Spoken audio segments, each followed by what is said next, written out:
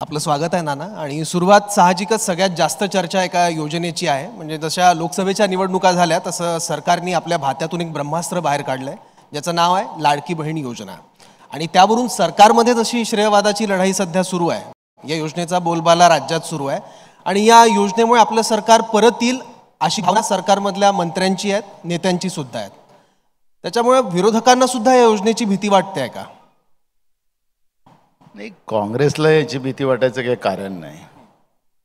कालच आमचे नेते राहुल गांधीजींनी सांगितलं की तुम्ही देशातल्या मुठभर लोकांना देशातली राज्याची संपत्ती लुटून देतात, त्यामुळे सामान्य जनतेलाही त्याचा फायदा मिळावा हीच अपेक्षा राहुल गांधीजींनी व्यक्त केली.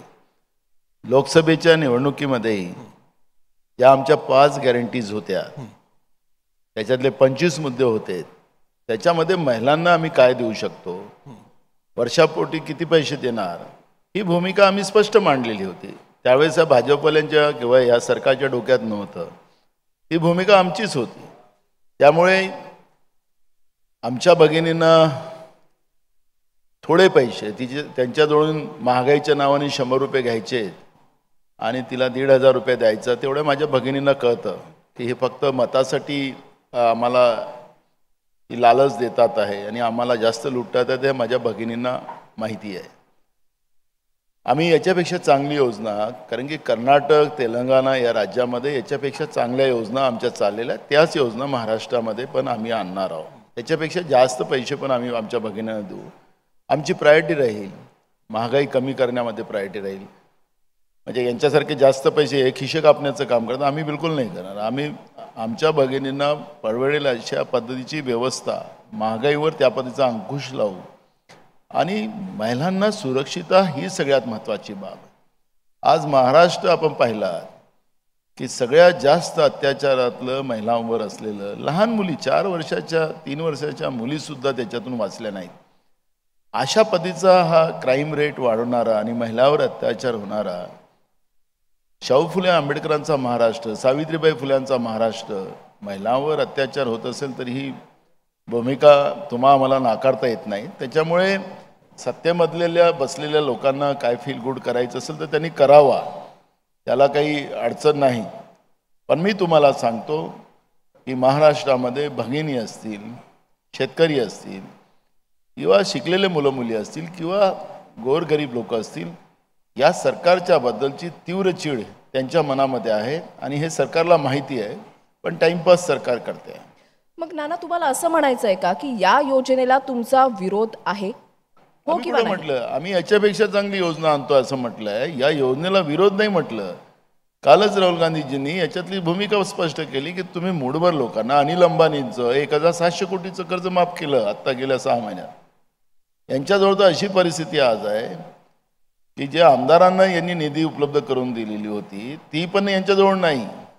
आमदार परेशान यांचे. सगळ्या गोष्टी आहेत इथं, त्याच्या मला जायचं नाही. आम्हाला लाडल्या बहिणींचा उल्लेख आपण केला, बहिणींना 2 पैसे मिळाले पाहिजे ही भूमिका आमची आहेच. मग या याच्यापेक्षा चांगली योजना अनिल बडपल्लीवार जे तुमचे निवडणूक प्रचार प्रमुख आहेत त्यांच्या माध्यमातून तुम्ही कोर्टात गेलात असं जाहीर नाव ज्या वेळेला देवेंद्र फडणवीस, एकनाथ शिंदे मंचावरून घेतात, तर मग त्याला तुम्ही कसं प्रत्युत्तर देणार? मला आमच्या पक्षाचा तो कार्यकर्ता नाही, मी पहिलेही त्याला जाहीर केलेला आहे. आता जसं आता ते एक वकील आहे, तो मोठा चष्मेवाला, फडणवीससाठी काम करतो, सदावर्ते, मी नाव नाही घेत. त्यांनी उद्या आता फडणवीस म्हणेल की मी थोडी गेलो कोर्टात, माझा माणूस नाही आहे असंच म्हणतो ना फडणवीस. आता हा वडपल्लीवार आमच्या एका मंत्र्याचा PS होता, तर PS कोणी पण राहू शकतो, तर पक्षाचा कार्यकर्ता थोडी आहे. त्याला काही असं क्रायटेरिया ठरवलं आहे का? फडणवीसांचे अनेक PS असे आहेत की ते पक्षाचे कार्यकर्तेच नाही. त्यांनी उद्या काही केलं तर फडणवीस घेतात का स्वतःवर आरोप? करा, एकदा सुरू करा ती पद्धत महाराष्ट्रामध्ये. आम्ही सांगितलं की आम्ही ही योजना आल्यानंतर काँग्रेसने याचं स्वागत केलेलं आहे. काँग्रेसचा प्रदेशाध्यक्ष म्हणून मी या योजनेचं स्वागत केलेलं आहे. फक्त हे कंटिन्यू ठेवा आणि भगिनींना त्रास होणार नाही याची काळजी घ्या. आपण पाहिलं असेल की बँकेत पैसे गेलेत पहिले, तर बँकेवाल्यांनीच पैसे गायब करून टाकले. या सरकारचा कंट्रोल आहे का? आजही माझ्या भगिनी लाईनमध्ये उभ्या असतात, किती त्रास असते त्या ठिकाणी यांनी सरकारने जाऊन पाहावं. हे फक्त इव्हेंट करण्यामध्ये आता सध्या यांचं काम चाललेलं आहे. जनतेचा पैसा लुटायचा आणि जनतेच्या पैशानीच इव्हेंट करत राहायचं, बॅनर पोस्टर लावायचे. 470 कोटी रुपये त्याच्यावर खर्च करतात इव्हेंटवर, प्रसिद्धीसाठी. पण भगिनींना बँकेमध्ये किती त्रास आहे या सरकारला माहिती आहे का? या सरकारला काही माहीतच नाही. हे फक्त इव्हेंटमध्ये, मी मगाशीच म्हणाले, यांचा फिलगुड यांच्याजवळ राहू द्या. आम्हाला याच्यापेक्षा चांगली योजना आम्ही आणतोय. मी तुम्हाला सांगतो की आजच मी त्याच्यावर चर्चा करत होतो सकाळी, की आम्ही 3,000 रुपये महालक्ष्मी योजनेच्या नावाने देऊ आणि दरवर्षी 1,000 रुपये त्याच्यामध्ये आम्ही वाढवण्याचा एक संकल्प आमचा आहे. आणि सर्वसामान्याला पैसे मिळावेत, महागाईच्या ज्याच्यातून कसे हे मुक्त होतील याच्यावरून आमचा प्रयत्न राहणार आहे. आणि एक सक्षम सरकार महाराष्ट्रामध्ये महाविकास आघाडी म्हणून काँग्रेसच्या नेतृत्वात महाराष्ट्रामध्ये आणायचा आमचा संकल्प आहे. तर त्या पद्धतीची आमची वाटचाल सुरू आहे. त्याच्यामुळे वडपल्लीवाराला मदत आणून, ज्याचा आमचा काही संबंध नाही, त्याला खोटं बोला आणि रेटून बोला. फडणवीसांमध्ये ती सवय आहे. एकनाथ शिंदे तर अजून, त्याला भाजपमध्ये जेव्हापासून गेलं ते तर जास्त काय नवीन मुलला जास्त नमाज वाढतो त्याच्यासारखं एकनाथ खडसेसुद्धा आजकाल खोटं बोलायला एक्सपर्ट दिसतो आहे. विधानसभेत खोटं बोलत आहे. महाराष्ट्रामध्ये शेतकऱ्यांची अवस्था भयानक. पहिल्या टप्प्यामध्ये पूर्व विदर्भातल्या धान उत्पादक शेतकरी असतील, अनेक शेतकऱ्यांचं मोठं नुकसान झालं.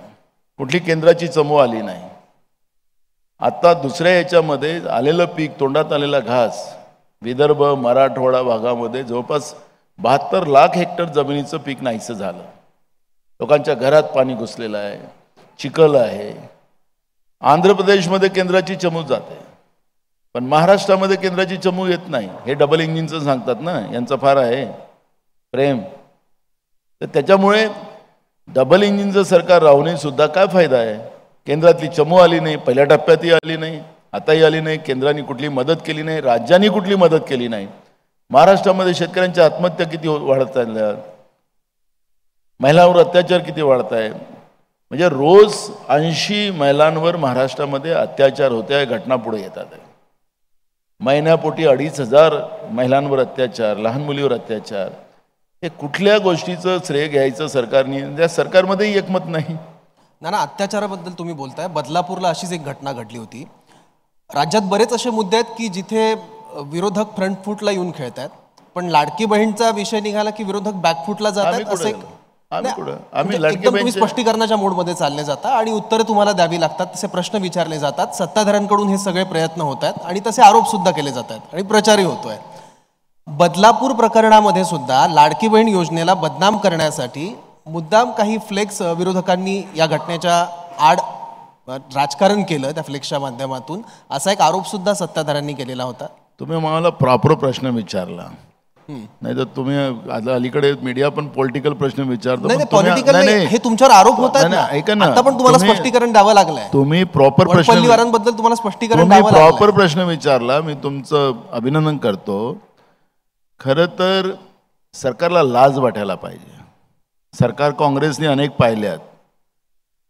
सरकारने या पद्धतीचं वक्तव्य करणं, खरं तर बदलापूरची घटना किंवा महाराष्ट्रामध्ये आता विशेष करून तर ठाणे हे केंद्रबिंदू झालं महिलांवर अत्याचाराचं. देवळात एक महिला गेली, तिच्यावर काय झालं ते आपण पाहिलं, ॲटोवाल्यांनी काय केलं ते पाहिलं. असं सिरियल चाललेलं आहे. बदलापूरच्या घटनेने तर सीमाच गाठली. याचं राजकारण होऊ शकतं का? या घटनेचं अगर सरकार राजकारण करत असेल तर मग सरकार किती खालच्या लेवलवर गेलेली आहे याचा अंदाज आपल्याला लागत आहे. हे असं कसं म्हणू शकतात की बदलापूरची घटना आमच्या लाडक्या बहिणीच्या योजनेच्या विरोधात हे लोक षडयंत्र करतात आहेत का? त्या चिमुरड्याच्या 4 वर्षाच्या 3.5 वर्षाच्या मुलीवर अत्याचार झाला नाही? यांचा वकील सांगतोय, जो भाजपच्या तिकीटवर लढला तो सरकारी वकील. आम्ही तर पहिलेच ऑब्जेक्शन घेतलं त्याच्यावर की याला सरकारी वकील ठेवू नका. तो म्हणतोय सायकलचा मार आहे. काय कुठल्या लेवलवर चाललेलं आहे? पोलीसवाले गुन्हा दाखल करायला तयार नाही. अरे हे महाराष्ट्र कायद्याचं राज्य आहे. शाळा समजा तुमच्या RSSची BJPची असेल म्हणून गुन्हा दाखल करायचा नाही. त्या मुली कोणाच्या तरी मुली आहेत ना, महाराष्ट्राची मुलगी आहे ना. आम्ही त्याच्यात राजकारण करायला गेलो नाही. आम्ही तिथं तर पहिली गोष्ट तर ती घटना सामाजिक संस्थेने त्याला म्हणजे जे सामाजिक मोमेंट असतो त्या मोमेंटनी ती उभी केली, त्याला पॉलिटिकल नव्हतं. जेव्हा बदलापूरच्या रेल्वे स्टेशनवर सगळं लोकांचं आंदोलन सुरू झालं, एक माणूस, एक सिंगल माणूस तिथं कुठल्या राजकीय पक्षाचा होता का दाखवा. खरं तर यांचे आमदार तिथं गेलेत आणि आमदार गेल्यानंतर त्या पोलिसांना सांगतात की यांच्यावर लाठीचार्ज करा. कुठलाही राजकीय पक्षाचा माणूस नव्हता, पण यांचेच आमदार गेले लाठीचार्ज करायला सामान्य लोकांवर. आणि त्याच्यामध्ये मुख्यमंत्री आणि गृहमंत्री उपमुख्यमंत्री जे सांगत असतील की विरोधक याच्यामध्ये राजकारण करतात लाडक्या बहिणीच्या योजनेबद्दल. अरे ह्या मुली सुरक्षित नाही, महिला सुरक्षित नाही महाराष्ट्रातून, तुम्ही कुठली योजना राबवताय? पहिले तर महिला सक्षमीकरणाची भूमिका जर घेत असाल तर पहिले मुली आणि आमच्या स्त्रिया महाराष्ट्रामध्ये सुरक्षित राहायला पाहिजे, याची काळजी घेण्याची गरज सरकारची आहे. त्याच्यामुळे हा प्रश्न बदलापूरचा हा राजकीय होऊ शकत नाही. आणि ते समजा राजकीय म्हणत असतील तर त्यांची किती पायाखालची वाळू घसरली याचा अंदाज तिथून सुरू होतो. त्याच्यामुळे या विषयावर त्यांनी जास्त राजकारण करू नये. बदलापूरच्या ह्याच्यात आम्हालाही करायचं नाही, म्हणून तर माननीय हायकोर्टाने सुमोटो ते प्रकरण आपल्या ताब्यात घेतलं आणि आता दर आठवड्याला उत्तर देतातच ना सरकार. आणि माननीय हायकोर्ट काय त्यांना प्रश्न विचारतात आणि ते उत्तर द्यायला कसं घाबरतात ते पाहतो आपण. म्हणून वारंवार समजा या सरकारच्या डोक्यामध्ये जो किडा राजकारणाचा घुसलेला आहे, प्रत्येक गोष्टी राजकीय दृष्टिकोनातून बघतात असतील तर हे सरकार महाराष्ट्रासाठी भूषणावं नाही. नाना, बदलापूर असेल किंवा मालवणच्या दोन्ही घटना भावनिक आहेत, त्या राजकारण करण्याच्या नाही आहे, पण त्याच्यामुळे राज्यात एक अनरेस्ट तयार झालाय आणि त्याचा फटका सरकारला बसू शकतो असं तुम्हाला वाटतं का? सरकारचं पाप आहे. कायदा सुव्यवस्था सांभाळण्यामध्ये सरकार अपयशी ठरलेलं आहे. म्हणून या नराधामाला या पद्धतीची संधी मिळतं आणि म्हणून बदलापूरसारख्या अनेक घटना महाराष्ट्रात सातत्यानं ज्या होतात त्याच्यामुळे झालं. हे सरकारचं अपयश आहे. पण मालवणची घटना ही सरकारच्या भ्रष्टाचाराचं आणि कमिशनखोरीचं उदाहरण देणारी घटना आहे. छत्रपती शिवाजी महाराजांची प्रतिमा लोकसभेच्या निवडणुकीच्या पहिले तिथं घाईगर्दीनं लावणं, एखादा नवशिकाऊ मूर्तिकाराला ते काम देणं, तो आपल्या संबंधातला असला पाहिजे. 236 कोटी रुपये त्याच्यावर त्या सगळ्या याच्यावर खर्च करणं. गडकरी तर फार ते पुलकरीच म्हणतो आपण, त्यांचं नाव बदलवलं. ते परवा म्हणत होते त्यांचे पुलं पडतात आहे आता अलीकडे. आता ते मोदींचे हात लावल्यानं पडतात की कशाने पडतात ते मला कळत नाही. पण इवन वाराणसीमध्ये पूल मागच्या वेळेस पडलेला होता, आताही कुठे कुठे पूल पडत राहतात. ते परवा म्हणत होतं की ते स्टीलचा झाला असता तर पडला नसता. तर त्या इस्टिमेटमध्ये स्टीलच होतं, याने लोखंड वापरलं. मग हे सरकार आंधळं आहे, बहिरं आहे का, झोपी गेलं आहे का, पण कमिशन खाणार आहे, भ्रष्टाचार आहे, तुम्ही काही करा. 2-2.5 कोटी रुपयाच्या वरचं खर्च नाही आहे, पण 236 कोटी रुपये यांनी खर्च केलेत. तर याच्यामुळे भ्रष्टाचाराचा वास येतो आहे. त्याला राजकारणाचा विषय नाही आहे. पण छत्रपती शिवाजी महाराज हे आमच्या राज्याचं दैवत नव्हे तर जगाचं दैवत आहे. त्याला मानणारा मोठा वर्ग आहे. त्या छत्रपती शिवाजी महाराजांच्या नावाने प्रतिमा बांधायची आणि त्यांचं कमिशन खायचं, हे कमिशनखोर सरकारचा खरा चेहरा हा या निमित्तानं पुढं आलेला आहे.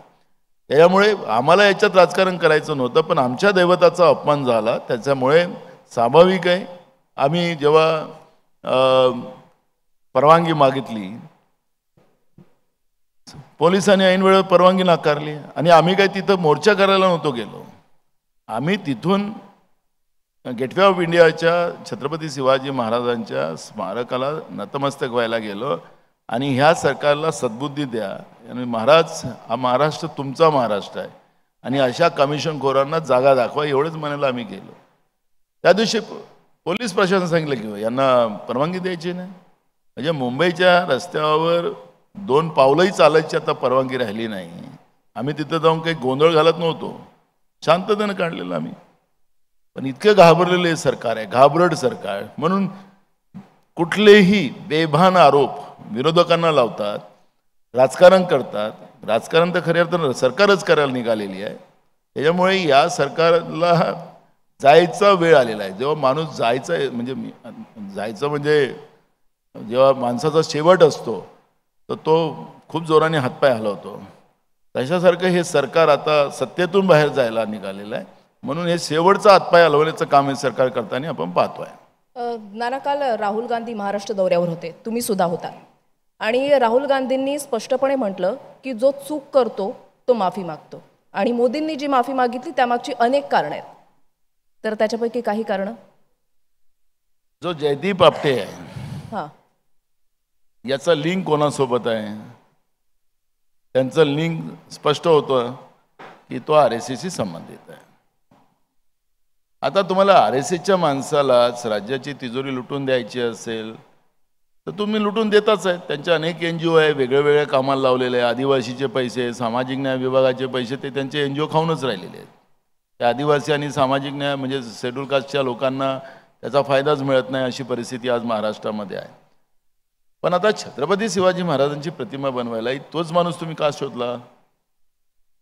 आणि एवढे पैसे तुम्ही राज्यातल्या तिजोरीतले की केंद्रातल्या तिजोरीत दिलेत. पण आता त्याच्यातही एक गोष्ट आपण पाहिली असेल की महाराष्ट्राचा मुख्यमंत्री काय म्हणाले की नौसेनेची जबाबदारी आमची नाही.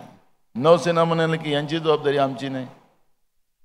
आता हा जो राज्याचा मुख्यमंत्री या पद्धतीचं जेव्हा बोलत असेल तर काय मिनिंग घेतलं पाहिजे? आणि राहुलजीने सभाही सांगितलं की बाबा तुम्ही माफी मागताय तर त्याची कारणं तीच असली पाहिजे की आम्ही संघाच्या माणसाला काम दिलं, भ्रष्टाचार झाला, त्याच्यामुळे आम्ही माफी मागतो. माफी मागण्याची तर कारणं असू शकतात. असे मुद्दे तर राहुलजींनी 2-3 प्रश्न त्याच्यामध्ये उपस्थित केलेत.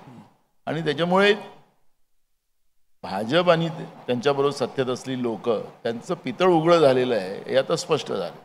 मग मोदींनी तर माफी मागितलेली आहे. मग राहुल गांधी यांनी सावरकरांबद्दल आजपर्यंत जी वक्तव्य केली आहेत, महाराष्ट्रात येऊन सुद्धा ते जे बोलले आहेत आणि त्यांनी ज्या जनभावना दुखावल्या आहेत त्याबद्दल राहुल गांधी माफी मागणार का?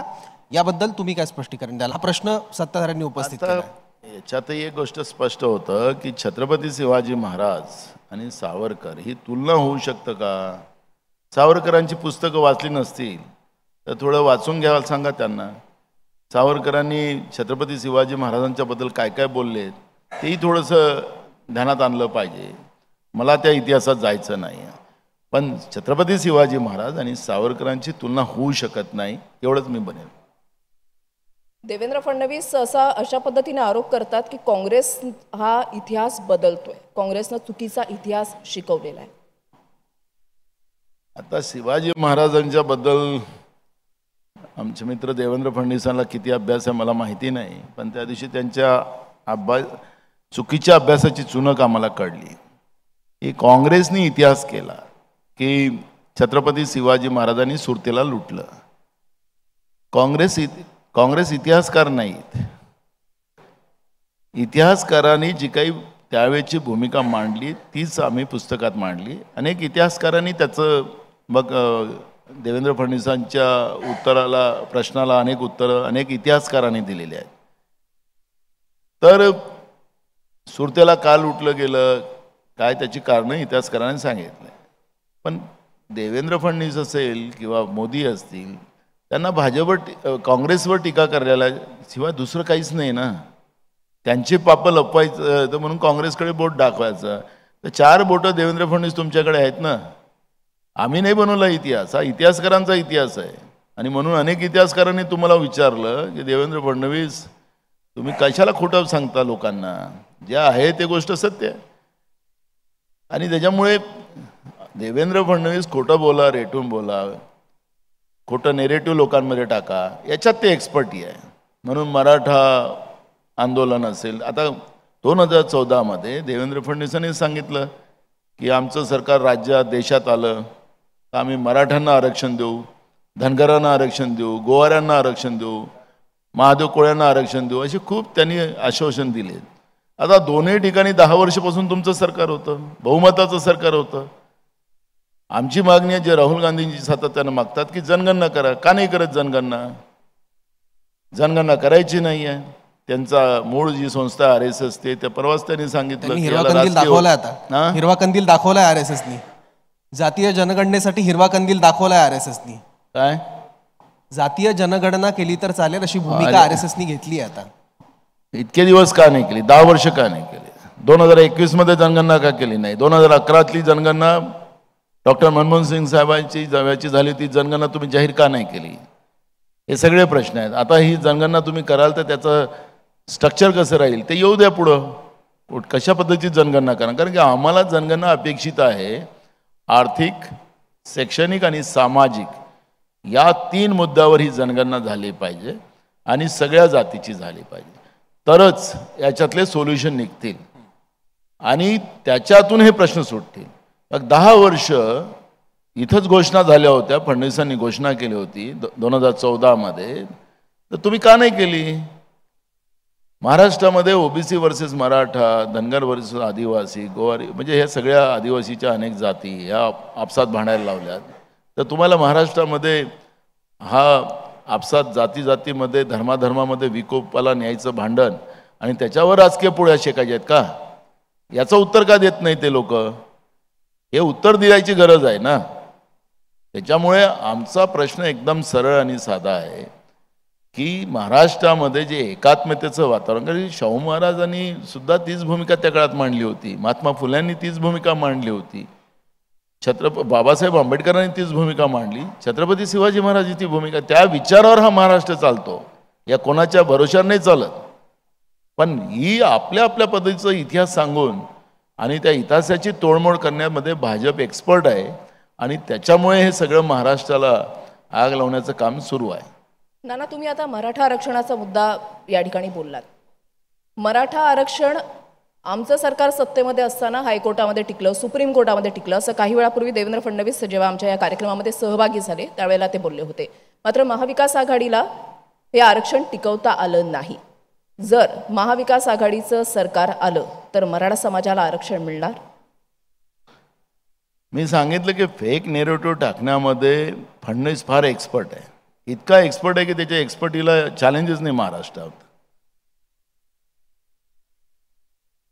काँग्रेसचं सरकार, पृथ्वीराज चव्हाण साहेब होते त्यावेळेस पहिल्यांदा महाराष्ट्रामध्ये मराठा आरक्षण देण्याची भूमिका झाली, तिथून आरक्षणाची सुरुवात झाली.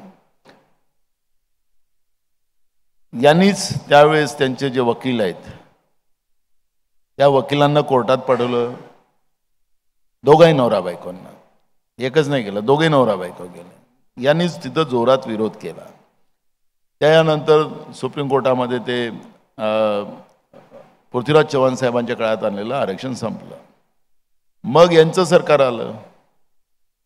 आता यांचं सरकार आल्यानंतर म्हणजे आता म्हणजे फेक नेरेटिव्ह कसं आहे म्हणून तुम्हाला त्याचं स्पष्टीकरण सांगतो. यांनी गायकवाड आयोग बनवला आणि गायकवाड आयोग बनवून त्याच्यामध्ये मराठा हे कसे मागासवर्गीय आहेत हे दाखवण्याचा अयशस्वी प्रयत्न केला. आणि 2019 मध्ये विधानसभेमध्ये त्या पद्धतीचा प्रस्ताव आणून त्या प्रस्तावाला आम्ही पण मदत केली, काँग्रेस पण होतं, शरद पवार साहेबांचा पक्ष त्याच्यासोबत होता. आम्ही एकमताने तो ठराव पारित केला. ठराव पारित झाल्यानंतर 2019च्या निवडणुकीनंतर महाविकास आघाडीचं सरकार आलं. सरकार आल्यानंतर सर्वपक्षीय मीटिंग झाली या आरक्षणाच्या बाबतची. कोण वकील लावायचे, कोणाला ॲडव्होकेट जनरल ठेवायचं, तिथं आमची सगळ्यांची म्हणजे एकमताने सगळे वकील कोण नेमायचे, काय करायचे हे ठरलं. त्याच्यात फडणवीस पण होते. फडणवीसाला आता तो प्रश्न विचारू शकता, आता ते पुन्हा आले तर तुमच्याकडे, पुन्हा नाही, आता पुन्हा तर येणार नाही ते. तर पण ते झाल्यानंतर सुप्रीम कोर्टामध्ये ते प्रकरण टिकलं नाही. पण त्याच्यानंतर ॲडव्होकेट जनरल कुंभकोनी यांनी सांगितलं की मला, फडणवीसांनी सांगितलं की मराठ्यांची बाजू मांडायची नाही, हे त्यांनी जाहीरपणे सांगितलं, मीडियाला सांगितलं. मग आता याच्यातला दोषी नेमका कोण? टिकवू शकलं नाही असं म्हणू शकले. पण मी आता तुम्हाला सगळं सांगितलं ना, सिक्वेन्स सांगितली ना की फडणवीसांनी आणि इव्हन जे लोक कोर्टात त्या विरोधात गेले मराठा आरक्षणातले कोणाची लोक होती, ती लोक कोणाची होती? जसं आम्हाला सांगता ना तो कोण एक माणूस तो आमचा आहे लाडलीबाईंच्या ह्याच्यात, तर मग हे कोणाची लोक होती? मग फडणवीस मान्य करेल का या गोष्टीला? नाही मान्य करणार. कारण की अखरी कोर्टातही विरोधात जाणारी माणसं यांचीच. ॲडव्होकेट जनरलला यांनी सांगितलं, वकील कोण नेमायचे त्याच्यातही सहमतीनं निर्णय आम्ही घेतला. मी होतो त्याच्यामध्ये, विधानसभा अध्यक्ष होतो त्या काळात मी, त्याच्यानंतर हे सगळं झालं तर मी होतो त्याच्यात. आणि त्या माध्यमातून हा सगळा प्रश्न आरक्षणाच्या बाबतचा हे भांडण जे महाराष्ट्रात चाललेलं हे संपावं अशी भूमिका महाविकास आघाडीची त्या काळात झालेली होती. ठीक आहे. आणि सगळ्यांचं एकमत झालं. मग एकनाथ शिंदेचं सरकार आल्यानंतर त्याच्यामध्येही सर्वपक्ष मिटिंग झाली. आम्ही गेलो त्या मिटिंगमध्ये. त्याच्यामध्ये याच सरकारने प्रस्ताव ठेवला की ओबीसीच्या आरक्षणाला हात न लावता मराठ्यांना आरक्षण देण्याच्या बाबत या सरकारने प्रस्ताव दिला. आम्ही एकमताने त्याला मान्यता दिली. तुम्हाला थांबवली कोण? म्हणून ही जी चुकीची माहिती जनतेसमोर देणं आणि जे कोणी आरक्षणापासून दूर आहे त्यांच्या जखमेवर मीठ चोळण्याचं काम फडणवीसजी तुम्ही नको करा. लोकांमध्ये राग आहे. म्हणजे तुमच्या बोलण्याचा अर्थ आम्ही असा घ्यायचा, हो किंवा नाही मध्ये सांगा फक्त, की महाविकास आघाडीचं सरकार आल्यावर मराठा समाजाला आरक्षण मिळणार. एकदम मी तुम्हाला मी होच सांगतो ना, मला ऐका. जनगणना हाच मगाशी मी तुम्हाला सांगितलं की 3 पॅरामीटर त्याच्यातले महत्वाचे आहेत. मी परवा पण पुण्यामध्ये मराठा आरक्षणाची लोक मिळाली, त्यांना मी तेच सांगितलं. ते म्हणतात की आम्हाला ओबीसीतून आरक्षण पाहिजे. तर मागासवर्गीयातलं आरक्षण पाहिजे तर ओबीसीतूनच त्यांना मिळेल. काही वेगळं मिळणार असं नाही, त्यांच्यासाठी स्पेशल कॅटेगरी बनेल असंही काही नाही. जे कॅटेगरीज संविधानात बनलेले आहेत त्याच आधारावर मिळेल. पण त्याला जे 50%ची जी मर्यादा माननीय सुप्रीम कोर्टाने लावून ठेवलेली आहे त्या मर्यादेला बाजूला आपल्याला करावं लागेल या जनगणनेच्या आधारावर. ठीक. आणि मग त्याच्यात ओबीसीचं आरक्षण वाढेल, मराठ्यांना पण आरक्षण मिळेल. हे सगळे आरक्षणाचे प्रश्न त्याच्यातून निकाली निघेल. आमचं सरकार आल्यानंतर पहिली प्रायोरिटी आमची त्यालाच राहणार आहे. कारण की हे भांडण महाराष्ट्रासाठी भूषणावं नाही. सगळे लोक एका गुन्हागोविंदांना आणले पाहिजे आणि ती प्रायोरिटी आमची राहील आणि आम्ही बिलकुल त्याच्यातला मार्ग काढू. ठीक. एक शेवटचा प्रश्न हो किंवा नाही मध्येच उत्तर द्याल, वेळ संपली आपली. जेव्हा मुख्यमंत्री पदाचं नावाची चर्चा होते वेगळ्या, तर काँग्रेसकडून तुमचं नाव सुद्धा आलेलं, तुम्हाला आवडेल का मुख्यमंत्री पदासाठी? हो किंवा नाही, राजकीय उत्तर नकोय मला. त्याला राजकीय उत्तर कुठं होऊ शकतं? नाही, हो किंवा एकदम नाही. तुम्ही सिंपल गोल-गोल फिरवता गोष्ट. हे मुख्यमंत्री पदच राजकीय आहे. त्याच्यामुळे राजकीय उत्तर मी देणार नाही त्याच्यामध्ये. माझा मुद्दा एवढाच आहे, आम्ही स्पष्ट केलेलं आहे की महाविकास आघाडी म्हणूनच आम्ही चेहरा पुढे जाऊ आणि ज्यामध्ये आमदार सगळे निवडून आल्यानंतर त्याच्यातूनच आमचा मुख्यमंत्री डिसाईड होईल. ठीक आहे. नक्कीच. धन्यवाद नाना, तुम्ही या ठिकाणी आलात आणि खूप दिलखुलासपणे आमच्या प्रश्नांची उत्तरं दिली. मी दिलखुलासच थँक्यू सो मच. थँक्यू.